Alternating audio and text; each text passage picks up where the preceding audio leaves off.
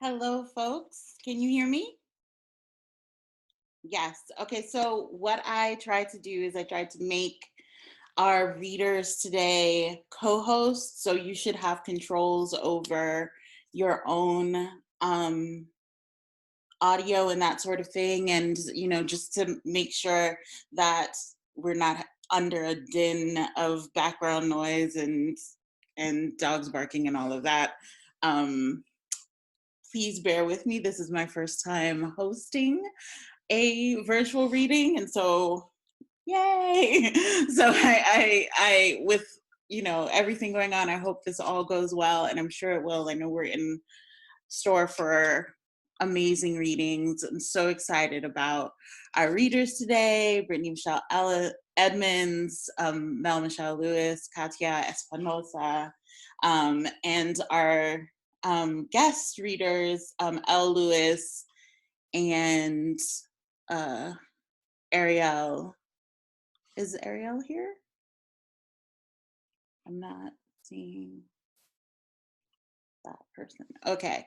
So, um, to start us all off, I will read I'll read our readers' bios as they were given to the the uh, the journal, and then kind of go into the next author and on and on. So first to the mic is Brittany Michelle Edmonds.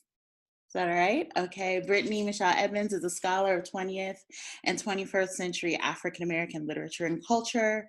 Her work has been published in Melus South, a scholarly journal, the Journal of Feminist Scholarship, and elsewhere. And she teaches at the University of Wisconsin-Madison. So, Hi, yeah, thank you, Bettina, and thank you, Chuck, for hosting us. So I'm going to be reading a rather long piece. It's a nonfiction essay, and it's entitled Nascent Leanings. And it's about my coming of age as like a queer Black person in Georgia, both in sort of my family home and in my school environment. And it's just my first stab at working through the emotional distance that opened up in my family after I experienced puberty. Unlike many coming of age stories, I wasn't kicked out of my house. I didn't immediately run away, but nevertheless, sort of within the family home, there was a rift. So this piece is my first stab at thinking about that and the consequences of that for my adult life. All right. My most cherished childhood memory gelled when I was still small enough to dangle and swing my feet from my favorite seat in the Southeast Atlanta church my family called its spiritual home. Every Sunday we gathered onto the same pew, front row of the balcony, where I first learned blasphemy and the thrill of omniscience. Front row of the balcony, where my view allowed me to keep nearly all of the church's parishioners in my sights. Maybe I was sacrilegious from the start, my interest more in the people who gathered for him than in him or any other God. But to me, our church was a second home. Gilded in green and white, it had gleamed from the pages of the local weekly more times than I could count. And as I grew older, I would associate its size and magnetism with the city's own hypnotic promise of salvation and human arrival for the many generations of Black people who crowded onto its pews. On this particular Sunday, we were dressed well, my family, and we were on our feet, singing and dancing and smiling, my favorite part of service. After all, I knew that soon after I would endure the too long sermon, the nap stolen at awkward angle against my mother's side, the unfortunate and inevitable wrinkling of my good clothes, and the occasional slight pop from my mother, hers a tactile reprimand to listen more closely to the measured power of the week's word. Before the late service Baptist sermon, before the collection plates and church announcements, before the planting of seeds for the sick or those otherwise in need of collective prayer, there was the swaying and swinging and clapping and freedom of praise. And I still think of it now, as an adult, how my mother, dressed in her Sunday best, face beautiful and shining, turned to me and smiled. Later in the car, on our way home, on our way to IHOP, she would casually say that my father and my brother, they were water, but me, I was something special, something different. You, she would say, angling her body from the front seat to flash me yet another subversive smile. You are wine.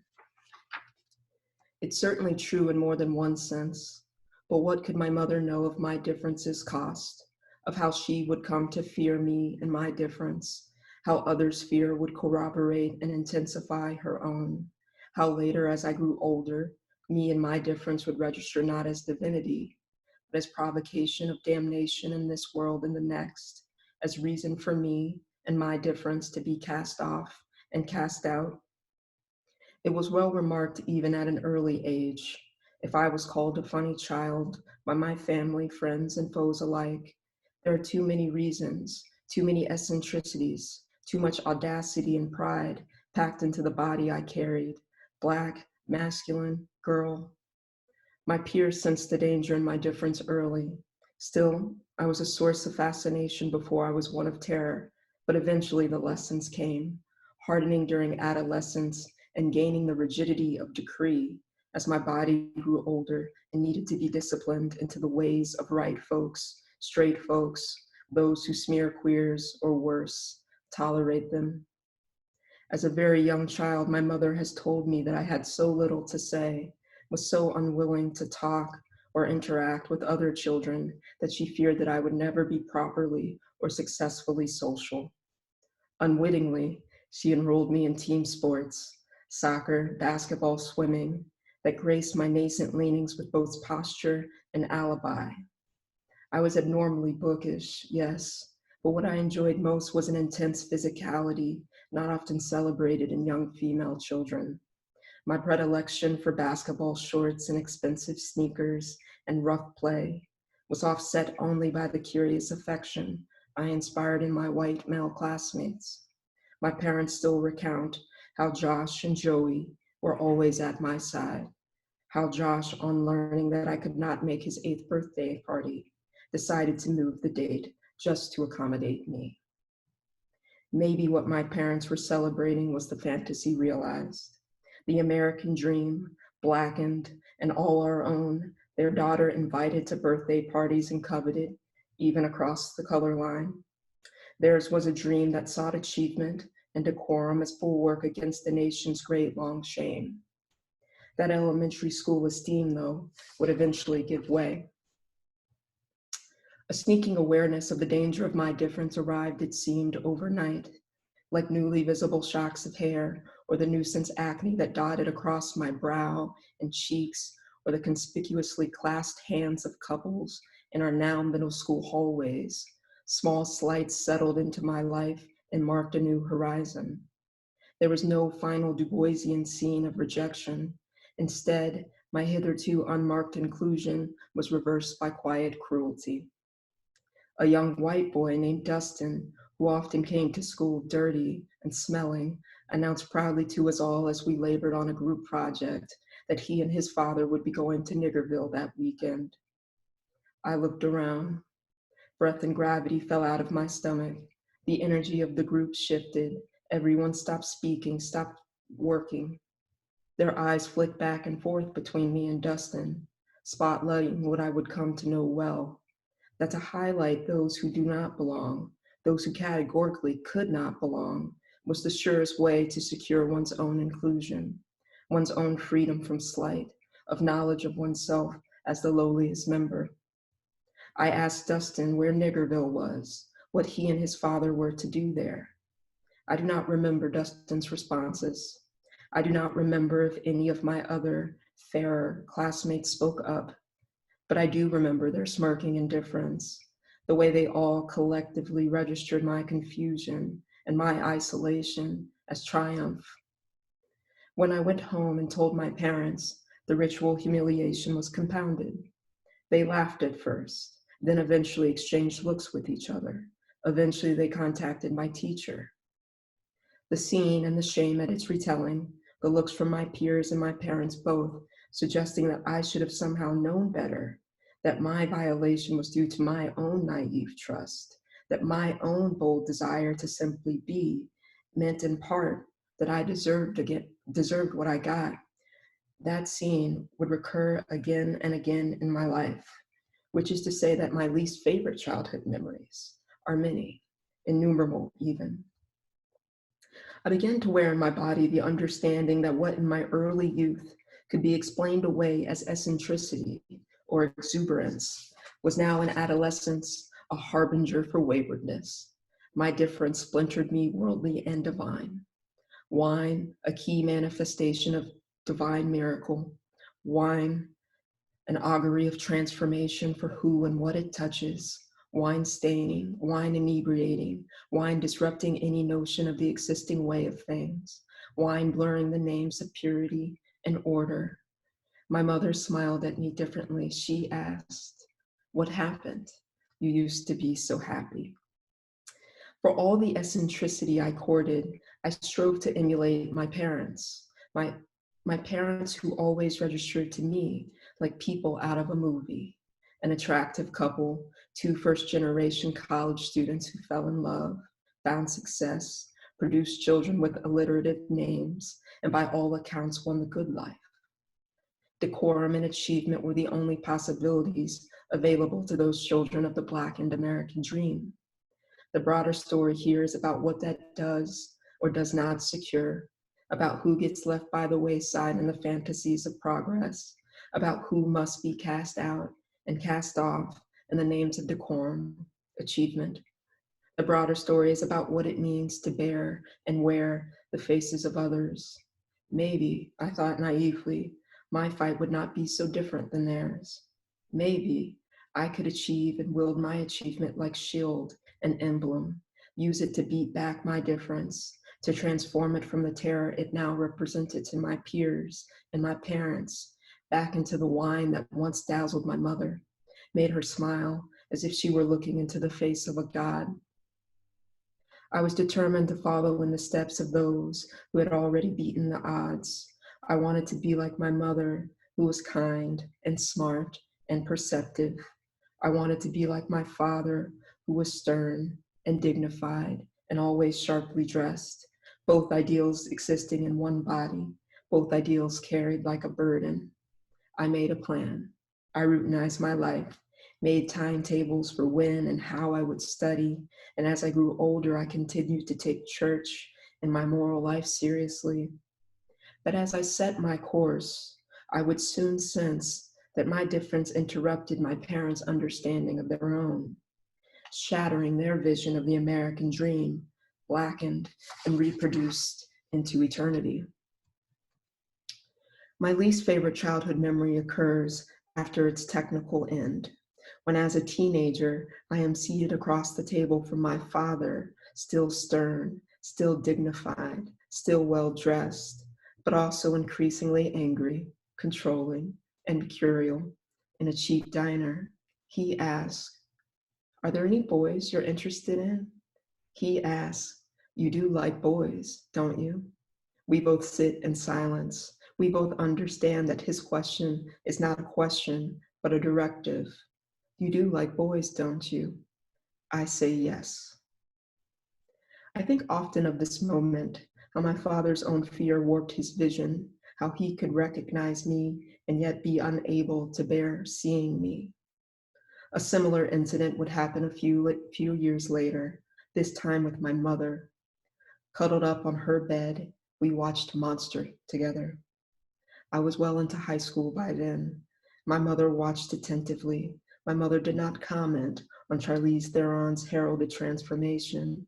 She did not comment on the sex work or the interminable depiction of vicious rape.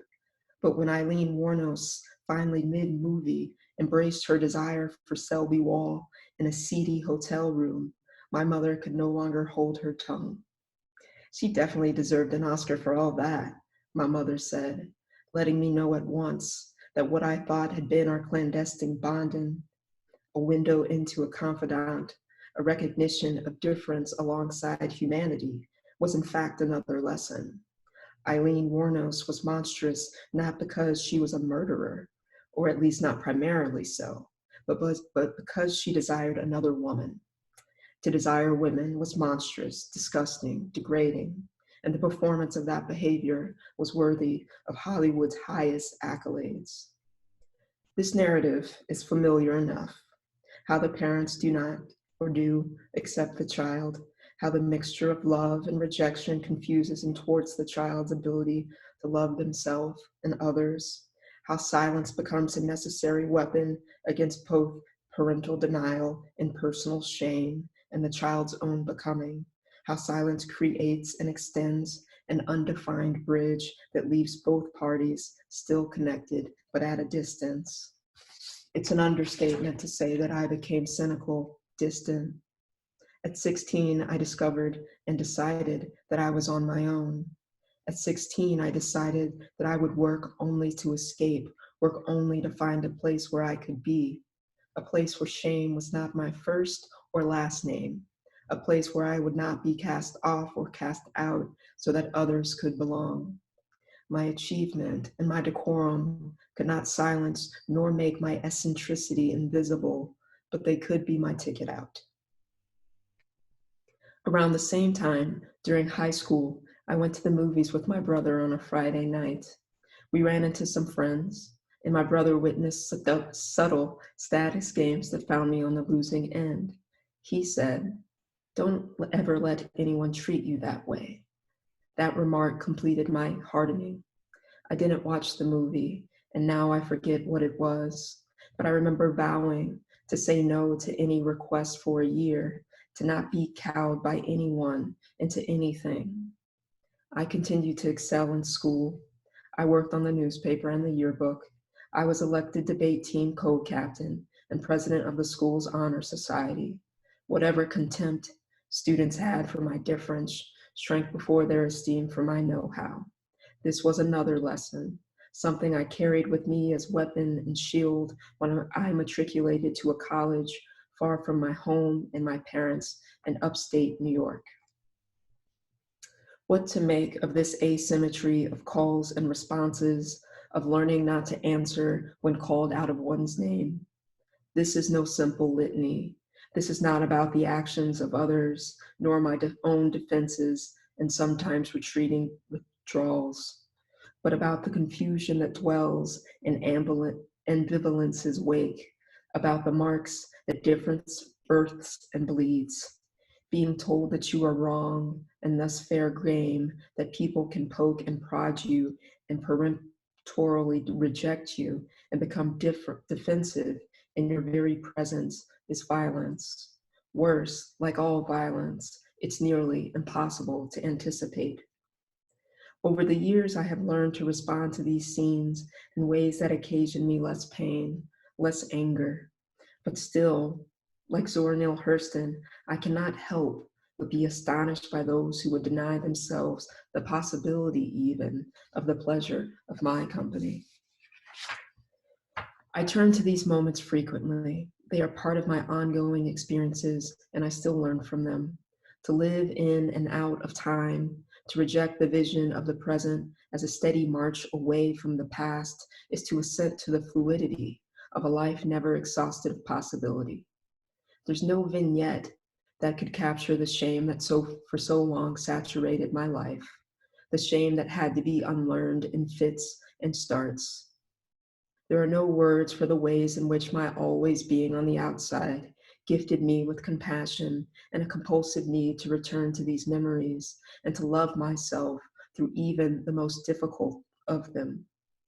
Loving me, daring to love myself through the contempt of others, and sometimes even my own, has given me the conviction that no human being is unworthy of dignity, that punishment and shame will not get us to a better, more loving world.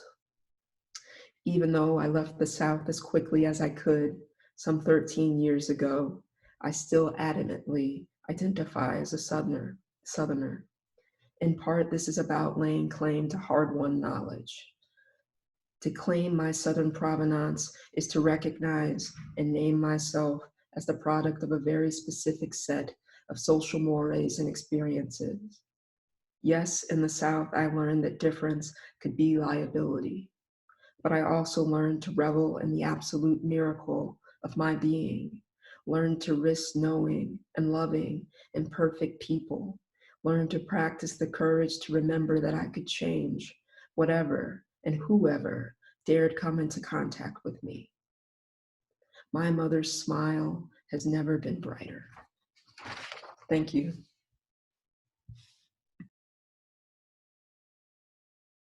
Thank you so much, Brittany. Yes, snap, snap, clap, clap. Oh yeah, the little reaction things. So thank you so much, Brittany Evans. I also wanted to take this moment to remind y'all to, look at and take in the Auburn Avenue's website for both Brittany's essay and the poems and stories by our other readers. Also to remind you that we'll be having these readings with other readers for the rest of this month, every Friday, 6 p.m. Eastern time. And hopefully, I'll get to see you all again and even more folks. In addition, I wanted to kind of put out there that Auburn Avenue, first of all, I am not the editor-in-chief of Auburn Avenue. I am a guest editor. This gig is over after this issue. I noticed people started sending me more material, and it's like, I don't work here anymore. But I do love this journal. Chakuru is the person in charge, and we actually, I'm saying we as in I'm still here, but it's an independently operated grassroots based organization, and it needs financial support as it hopes to one, continue in operations, and then also to be able to pay our authors and future editors, guest editors. So if you have the gumption to donate a couple dollars to Auburn Avenue's Cash App, it's hashtag Auburn Avenue. Anything would be great. Also, I invite our authors to send over their Cash Apps to support them as artists. But if I don't think there's any other announcements I need to make. I want to introduce our next reader, and this is according to alphabetical order, Katia Espinosa. Katia Espinosa is a Miami native Latina writer residing in Brooklyn. Her works can be found in Oculum, Yes Poetry, and other places. And when she isn't interrogating the world around her, she writes sad bilingual music jokes on Twitter as Kati, that's at KATTIDK_, and loves to look hot on Instagram as at KATTIDK. So welcome to the stage, the virtual stage, Katya. Hi. Real quick, my name is pronounced Katiksa, but that's okay. Sorry. It's okay. That was close. But yeah, so let me get this thing ready. Okay. Okay. Actually, never mind. I was gonna do like a whole thing with like sound, but I'm not gonna do it. I'm already nervous. Okay. So I'll be reading 3 poems, one of which is Retention, which is on Auburn Avenue's site for the gender issue. So yeah, I'll start off with Retention. Okay. Retention. Home behind closed doors, stuffing bells and whistles of femininity, bottle secrets, safe size relief, and red heels to heavens. I'm a Victoria's Secret model, mom to the imperfect daughter. on twitter.com, erasing my queerness.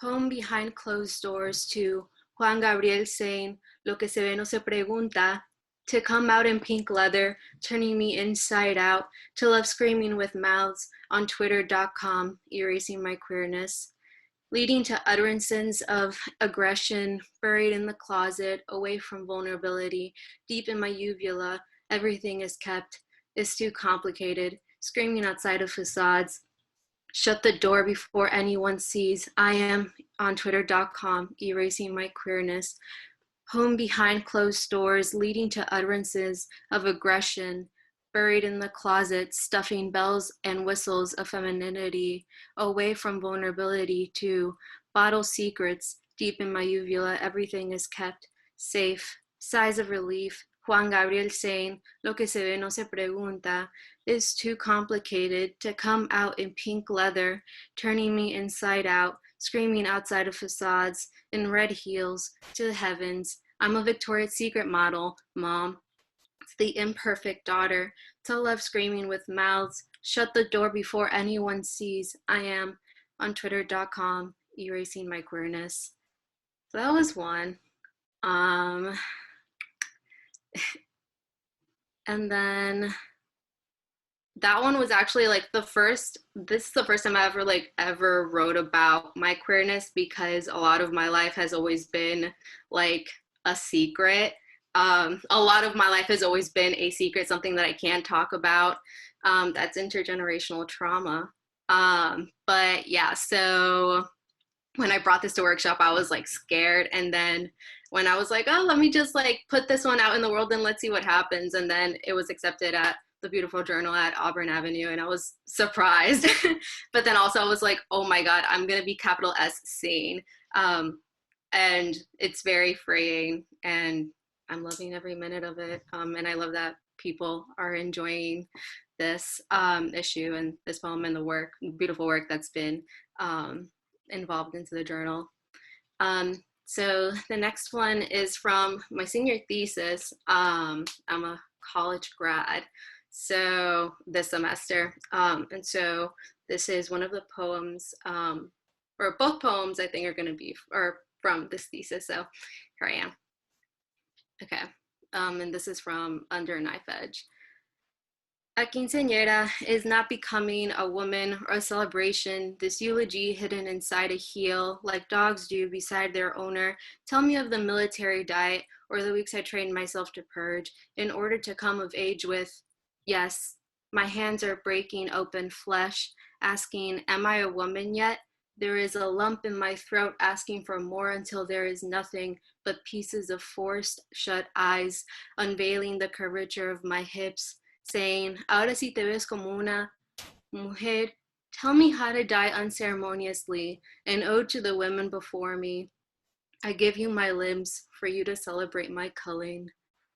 And then the last one, this last one is about, I wrote this as like an ode to my mom, because, why did I write it?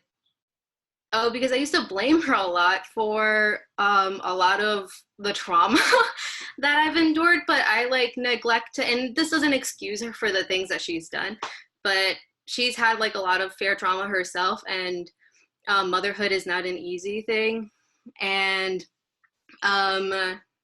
yeah, it's just like, what is like this idea of like a perfect mother, and like how do like my mother and I undo intergenerational trauma, especially regarding the body and indigenous body and stuff like that. And like a language and whatever that, the multiplicity of what that means. So yeah, so this one's called From Mother to Daughter to. From mother to daughter to querida hija, sorry for the Magdalena. I wanted you to inherit your father's first name, announcing you as his first son. If you were born a boy, would it have been less to carry the weight of your family as their firstborn? Hija, the day you first bled, I paraded the house with you, commemorating this loss as your first quinceañera. Sorry for the constraints, for the emptied mouth, for the flaxseed teas, for the Colombian fajas, for the tears of a woman immortalized as a body of water, for they teach you to be a woman and not how to unlearn what it is to mother. You are not at fault. And yeah, that's it. Thank you. Thanks so much, Katiksa. Um, yes, thank you so much for your powerful words and for your willingness to experiment on the page and be seen. Be seen. Next, we have L. Lewis. L. Lewis, which rhymes with Mel Lewis, who is also reading today. I was like, what? That you missed the letter. And so founder of Olympus.us and an American creative director and fashion stylist whose work is vastly informed by minimalism, myths, color theory, and highlighting people of color. Elle has worked for the likes of Alexander Wang and Ryan Leslie. He has created distinctive social media presence through his lifestyle and through his taste, which his style and taste, which makes him a sought after creative. And Elle's essay on these topics around fashion and gender will be published later this month. So Elle. Yes, thank you. Can you hear me fine? Yes, okay, great. Yeah, this is a nonfiction essay. It kind of worked as a stream of consciousness when I was dealing with things coming into the industry, being Black and male, working in a white dominated industry, particularly fashion, and what it means for male to come into the artistry when there's so many stigmas around what it is to be an artist and what the things you have to embrace to become that artist. So yes, it's called Fashion Gods. We are not kissed as sons. We are barely shown the merest affection, because then we will become too fragile. When we cry, we're told to keep it in, unknowingly sabotaging ourselves of emotional intelligence. The only emotion that we're able to wear without scrutiny is anger. Athleticism is supported and the arts are uncharted territories for boys colored onyx. As children, when we play with our sisters, we have limits. Stop acting like a girl, says our mothers. Roles are projected onto us. When we play house, we are automatically the head of the household because we are inherently men. As men, we are providing patriarchs. To be a Black man, you realize that there is a weight upon you, as if you were Atlas, condemned to carry the entire Black lineage on your shoulders, cornerstones for our families and protectors of femininity. Yet, we are not allowed to harness our feminine energy, because then we will be human and not an idea. Unable to be mortal because we cannot address the falseness of masculinity and embrace the beauty of vulnerability.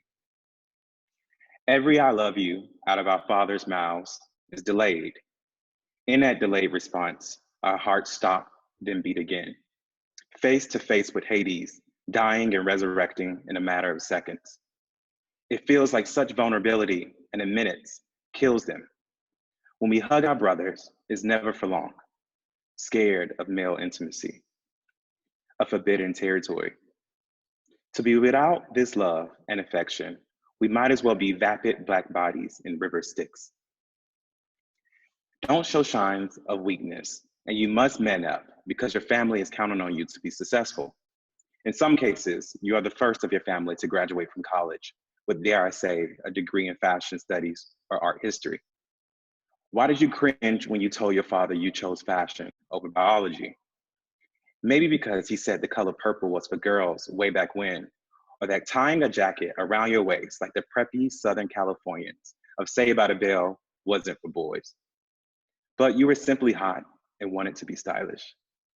Your father's words, "You're a man and that's for girls," lingers in your subconscious. The sunken despair you feel is a part of your path, but you see yourself pushing to challenge the fates. Freedom seems to come at a cost, and there is no generational wealth to give you the proper rite of passage. You will feel every cent you do not have. In fact, your neighborhoods are being gentrified and you are being exterminated. Less and less Black boys make it out of their circumstance. Your desires and your hometown won't be compatible. You're not the scouted athlete or the hood groom rapper. You're a dream-driven artist who moves to New York City by selling your car to get enough cash to fuel this crazy dream of yours. You're courageous just for wanting freedom. Your break comes when a blonde-haired, blue-eyed female colleague backs out of an internship at a fashion brand. You will take her spot. Fashion is a white space, and you'll wonder how your Black skin will go unnoticed. You spend most of your nights deciding what you'll wear and how to refine your hair for work. Most of the time, you're the only one. And by only one, I mean you're the only Black guy in the room. Not mixed yellow or fair-skinned, but Black. This is the reality men face in the creative and fashion industry. Being Black means you're aware of how you look and how you make people feel. Hypersensitive to the environments in which you are the minority, due to the fact that your lives must not intimidate whiteness. Fashion will say white girls rocking braids is a new trend, yet your sisters never made headlines. Poor muses. Life will be ironic. The realization that internships don't quite pay the bills will force you to bite the bullet and take the next best thing, retail. Retail depresses you because it doesn't seem to lead to the financial freedom you dreamt of. You've seen many case studies. To you, why sell clothing when you can sell ideas? You will find that the fashion labels communicate a language amongst those who wear them, and you want in on the multi-billion-dollar conversation. You will go on to assist stylists and editors who you adore. Their words ring hollow in your ears. Don't chase the money, it will come. But you hardly have enough money for your rail card. What do they say about that? You'll tell yourself over and over again that you have to pay your dues before success, but wonder when exactly that will be. But you're here, making it. In many cities, Black joblessness exceeds any other ethnicity in the US. In these years, you will struggle and rely heavily on the goodwill and support of your friends and mentors. Black men are creative and love fashion. Yet so many of us don't stray down that path because the stigmas of it being too feminine of a discipline for a man to study. It's gay, says the Black community. Constructs created to make us think that clothing is somehow equated to your weight as a man. Clothing, style, and expression is somehow considered an emasculation because if we fall in love with ourselves like Narcissus, we are doomed. This is a false projection from our very own community.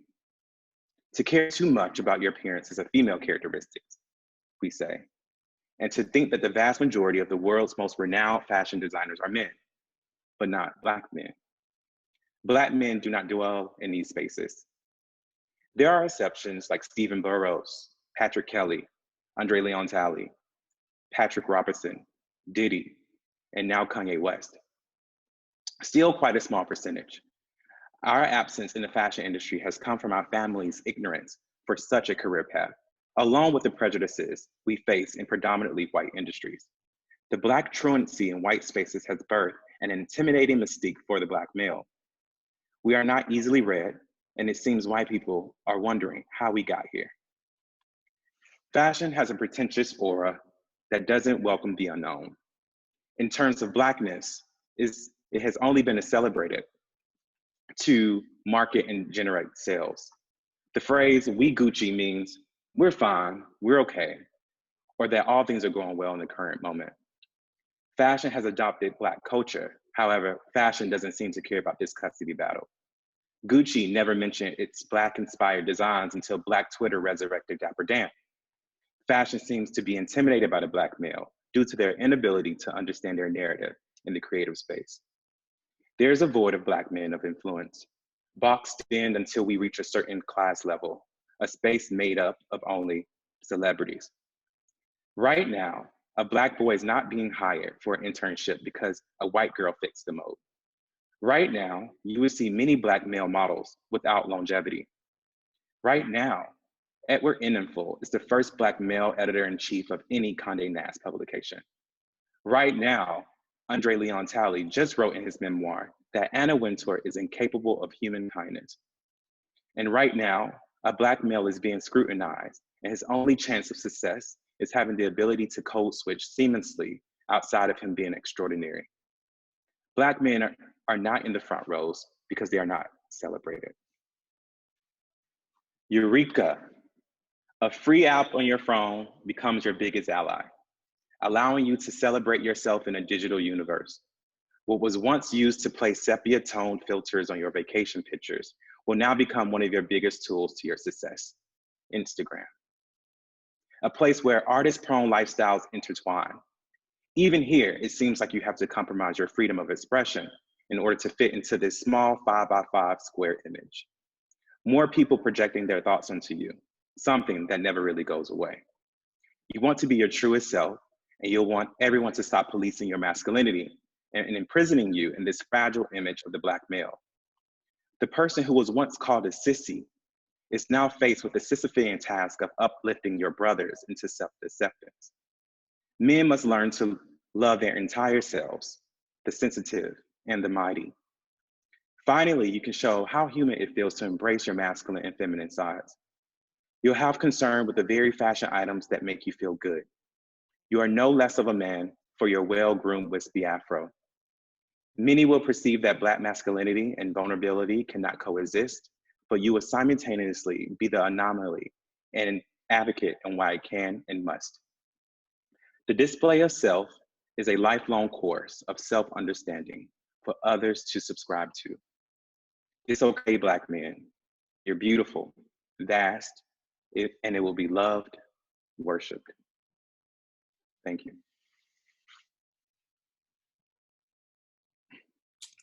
Thank you, Elle. And again, reminding you all to continue to check into the Auburn Avenue's site as more and more works are being rolled out, and to come check back in with us next Friday, where we will be having another reading. Next week it will be, I guess I should have had this loaded up. Next week it will be Cheryl Boyce Taylor, Reed Gomez, Kiera Amaya Gopi, Ra Malika Imhotep, and Damani Thomas. And so I'm sure this is going to be an amazing time. It'll be a little longer. There'll be more folks reading. But last but certainly not least, we'll be having Dr. Mel Michelle Lewis reading. Dr. Mel Michelle Lewis is Associate Professor of Gender, Sexuality, and Humanistic Studies at Maryland Institute College of Art, aka MICA. Their courses, research, and publications specifically address Black queer, feminist thought, queer femme embodied text, intersex justice, performance and embodiment in the classroom, and queer feminist critical pedagogies. Originally from Beulah Battery, Alabama, their creative work explores queer of color themes in Deep South, rural, coastal settings. So welcome the homie, Mel Lewis. Hey, homie. Uh-huh. Hey, y'all. Congratulations to Bettina and Chuck for this gender issue, and to all of the authors featured. This is really exciting work, and I'm so happy to be a part of it. Today I'll read from Catfish Mardi Gras Queen, and this is new work that comes from my newest project on Bayou mythography. So, Catfish Mardi Gras Queen. You just like your daddy. This said and meant all kind of ways. Part 1, relations. They call me Junior, even though I got a brother. He go by Dubois. He called me Junior too. Dubois, a blue heron. He regal and ready for Mardi Gras.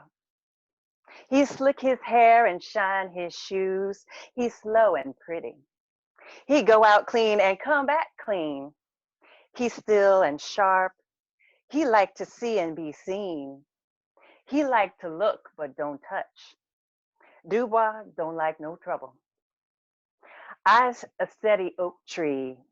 Eyes brown and green and taut. Eyes fixed and fine. I come and go with ghosts. Eyes magic familiar. As Spanish moss in the breeze, and I ain't no lady. Ladies talk. They just say, I'm trouble. They just say, girl, you better come give me some sugar.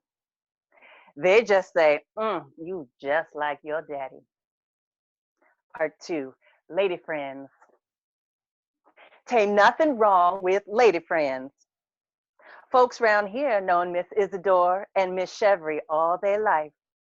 Red got a lady friend in town now too. Tain't nobody down this way seen who it is yet. Except Dubois, and he don't say nothing. He let Red drive his Cadillac. He let Red wear his sport coats. She careful and fill up the tank. She shine the rims and the windows. She dry clean his jackets.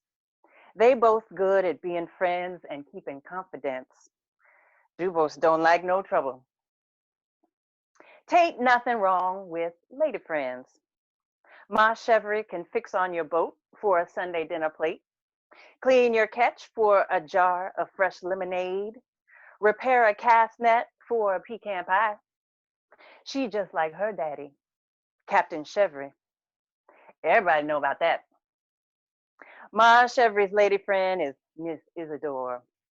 She sew gowns and drink wine, sing French and drink wine, garden flowers and drink wine, pray rosary and drink wine, do hair and drink wine, root work and drink wine, make love and drink wine.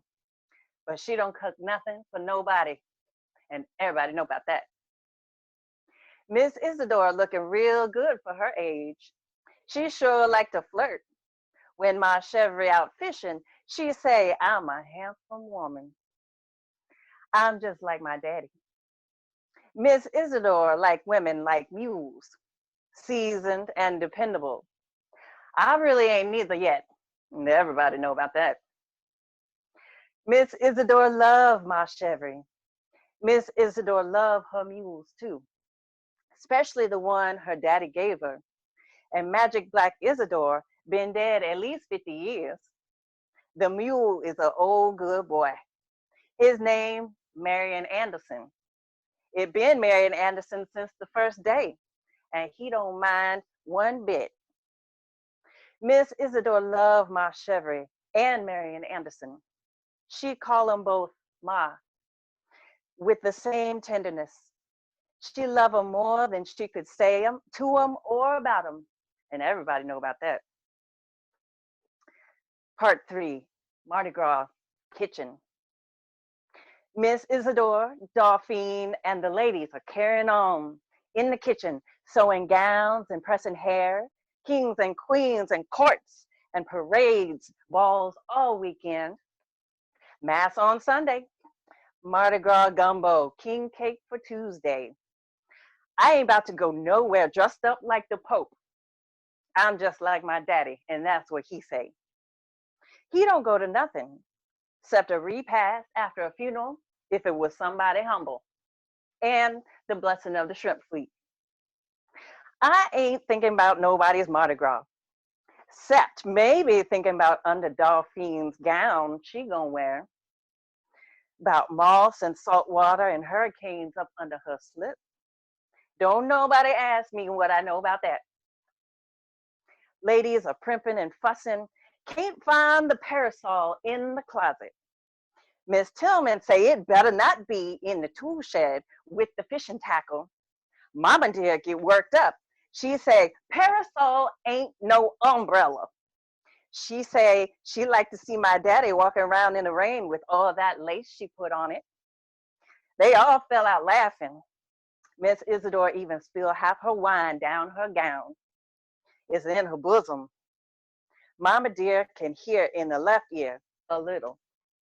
And if she can get in a joke on my daddy, she, even though she don't hear nothing she don't want to hear, I ain't going in that kitchen.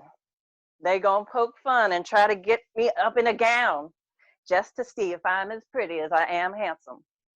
They know it ain't right. Dolphine can just tell them yes, because she know about that. Part 4, Dolphine. I whispered to Dolphine through the screen back door, latched with a hook from the inside.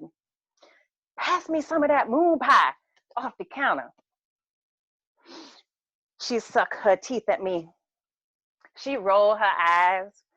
She latched herself with a hook from the inside. I asked, please. I say sorry. She blushed. She winked. She grinned. She put her hands on her hips. She unlatched the door. She unlatched her smile. She tell me go check on her crab traps she put down in the bayou with the chicken thigh this morning. She gave me some half-melted moon pies out her pocket. She latched the screen door back. She latched her lips back. She turned her back, but don't walk away. We still feeling through the screen. Part 5, Miss Katrina. Ayo, I got us some moon pies, Miss Katrina. I yell out to the bayou. Now, don't nobody think catfish can hear you talking, but they got ears just about like ours. Hey, hey! Miss Katrina come out the mud slow. She swim to me and lift the fin on her back. She float on her side and look at me with her 2 little eyes. The same 2 small blue eyes Miss Tillman's tubby little brown baby got, and everybody know about that. Miss Katrina keep me company while I pull the traps and see what crabs we got to put in the Mighty Girl gumbo. They still dancing and fiddling and pinching each other over that chicken thigh. Miss Katrina eat anything except what's on a hook. And Miss Valerie's potato salad, just like anybody who got sense, I gave her some on a spoon just to see. Miss Katrina went back in the mud over that and she ain't come out till I gave her a 1/4 pound of baked shrimp just to apologize. I named her after the storm. When the bayou changed, that's when she came. She came to stay in our yard. She's as big as and the same color as Mama Dia's thigh when she lifts up her house coat high in the afternoon heat. I sink down in the bayou, open the moon pie wrappers. Let me see, Miss Katrina. You like marshmallow, chocolate, or vanilla? Miss Katrina, catfish Mardi Gras queen. She like chocolate moon pie too. Miss Katrina make kisses at me. She got long whiskers like Granddaddy Bo, photo in the foyer, and she about as friendly. She got on red lipstick, like what my daddy got on him when he come home after kissing, and he don't know about it. I was just like my daddy. This said and meant all kind of ways. Thanks, y'all. Thank you so much, Mel. It's an amazing piece. I love the multi-faceted of it, and I love always hearing you be in your voice as someone who is from Bayou La Batre, Alabama.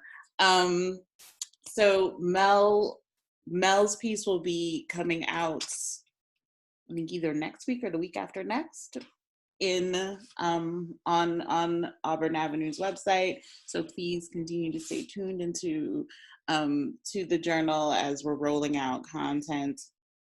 And so we just got in our special guest, who happens to also still be in alphabetical order. Ariel Marie is our special guest, and Ariel Marie is a Black, queer, Atlanta born and bred poet and essayist committed to social justice. Her essays and poems are featured in or forthcoming from The Guardian, Adroit Journal, Vinyl Poetry, Boat, Scalawag, Essence, Allure, and the Huffington Post.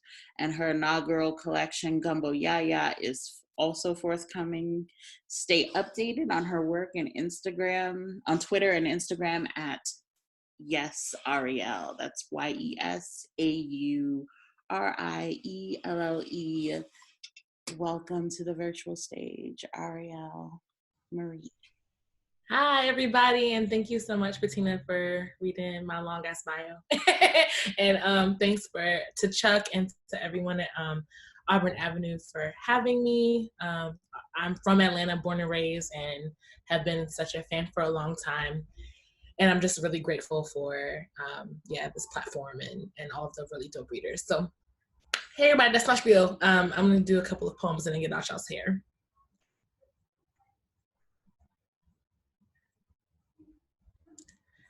Pantone for Ayana and not a hashtag in sight.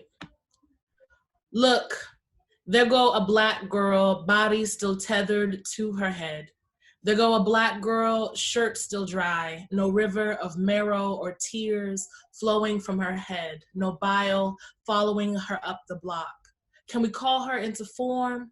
Not a river of marrow and small tears of sweaty fabric, but manna and honeysuckle. From her head, not bile, but beatniks in bloom. Can't we celebrate? The child on this side of the grass, her sweat fabric, honeyed and unmanned, the girl young, a fresh world of gardenia blooming. Can't we celebrate? The child on this side of the grass, open the window and usher in a new God, a breeze gardenia young, the girl a world made fresh, in her hands piano keys, sticks of cinnamon gum, a window into the new, God an usher opening a psalm, free to be the thing she was truly made of, piano keys. In her hands, cinnamon sticks like guns in the wrong light. Never mind that. Today she lives, a thing to be freed, made of psalms and truly holy. The girl will turn flowers into wine, spills herself, no more wrong. And today she lives, never mind the light, offering summer halo. It is a myth that we die anyway. We too cool. No more spills, no more flowers. From wine, girl turns herself a will, rises from the concrete, her arms full of clove, her mother's yard a throne. Anyway, the myth is that we die. We summer offering, halos like birds on our shoulders. That girl, gardenia, and we planted her full of clove and her mother. She rises a throne from the concrete, a yard of arms. The girl, a god king. The girl, a map of good. The girl, a thing worth trending. After all, just look. Thank you.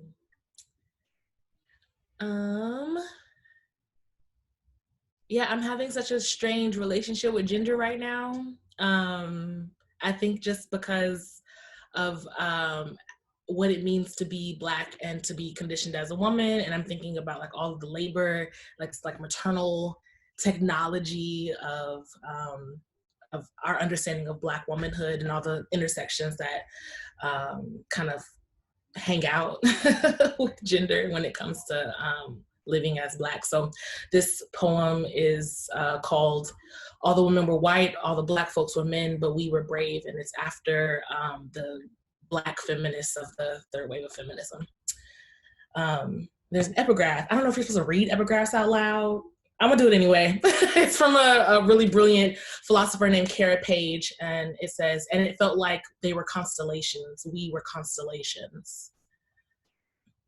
Your Igun split open their wrists and hunt for sapphire. Calligraphers, for you, you're a goon. You're a goon, a bread tin, a flint and knife, a skirt slit. You're a goon maternal and a mouth of fire or flies. You're a goon lightning bugs, turning night into a June. A goon changing a dark animal into the thing worth breathing your fears for.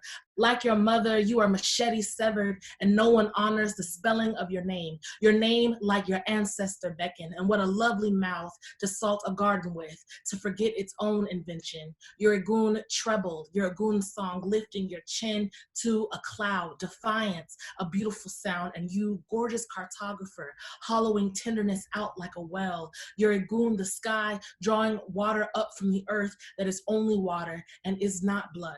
Your people are 9 magnolia seeds, braided cloves of garlic reduced to broth. You're a goon this technology. You're a goon multitudes, thousands whose necks were queered into strange shapes, thousands more who opened their legs and birthed a lot of things you cannot name. And sure, this could be a eulogy, but look at the life of it all. Us sliding out English like oil, your hands cupped to catch the names Harriet, Sojourn, Fanny, Ali. You breathe and are not segregated by time, the historic architecture of your kindred billion. Your goon holds scores of hands, and your hands hold this before they steal us back into a world where we die. In between cells and honeysuckle, think of the majesty. I said contained and could not mean shackled. Contained and there is no lost my place.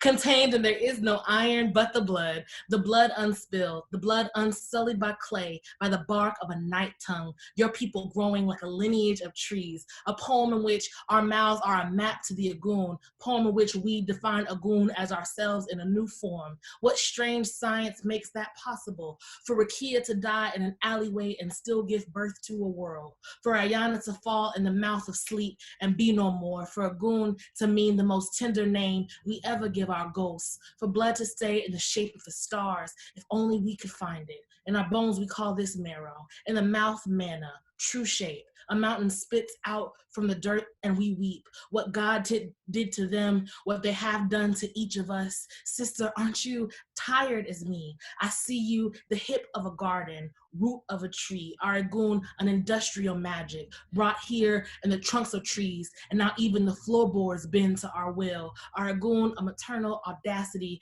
and what do we have to fear? What glory isn't our name? We come from a league of soft warriors. Who are we to harden ourselves? Come with me like the night.